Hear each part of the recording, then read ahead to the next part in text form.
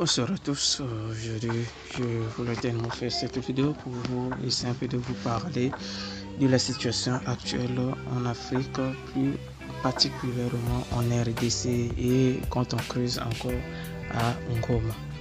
Et vous, peut-être vous avez essayé un peu de voir, vous avez essayé un peu de lire sur l'internet ou vous avez vu à la télévision tout ce qui se passe actuellement en RDC à Ngoma. En fait, Ngoma, c'est une ville, en fait, une zone frontalière avec le Rwanda et l'autre pays, je crois, le Burundi. Et là-bas, c'est une région tellement riche. Vous savez, les gars, c'est tellement une région tellement riche. Et c'est pour cela il y a beaucoup d'enjeux là-bas. Et les Rwandais soutiennent un mouvement appelé M23. Ce mouvement, au fait, était survenu le 23 mars et c'est pour cela c'est M23. Donc M c'est mars et l'autre là, c'est comme une révolution et soutenue par le Rwanda. Et ils veulent que non,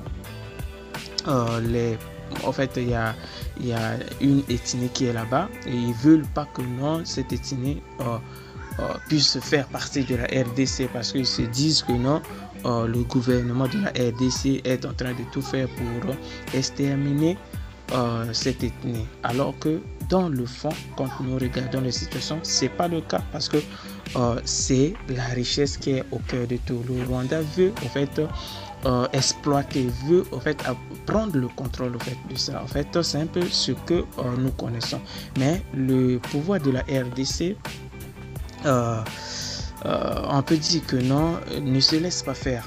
Normalement, quand on regarde sur le plan africain, le plan armé, quand on regarde les armées les plus puissantes de l'Afrique, nous on voit la RDC. Et la RDC la RDC est parmi les 10 premiers.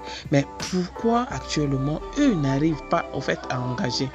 Et je voulais aussi interpeller un peu la diaspora congolaise de la RDC, que non, vous pouvez manifester, vous pouvez faire des choses, par exemple interpeller la communauté internationale, interpeller tout, mais moi je voulais vous dire que non, il y a une chose que vous devrez faire, c'est essayer un peu de mettre des gagnottes.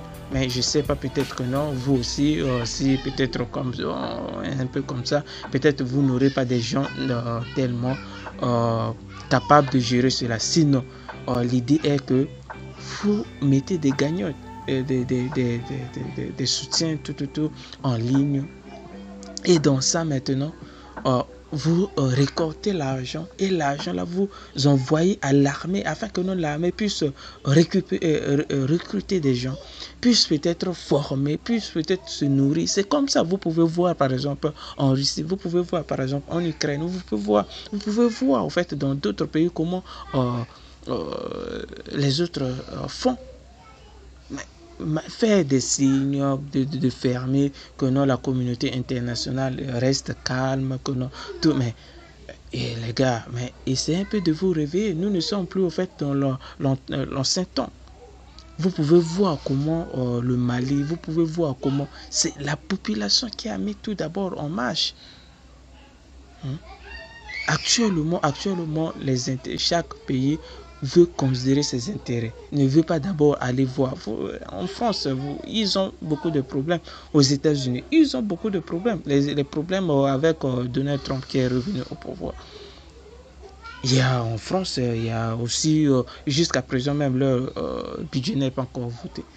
Mais mettez tout. Hein? Dans le monde, il n'y a pas un pays où on peut dire que non, qui dépasse, vous êtes beaucoup de millions. Je vous reviens et pour un autre podcast. À très bientôt et abonnez-vous, gars.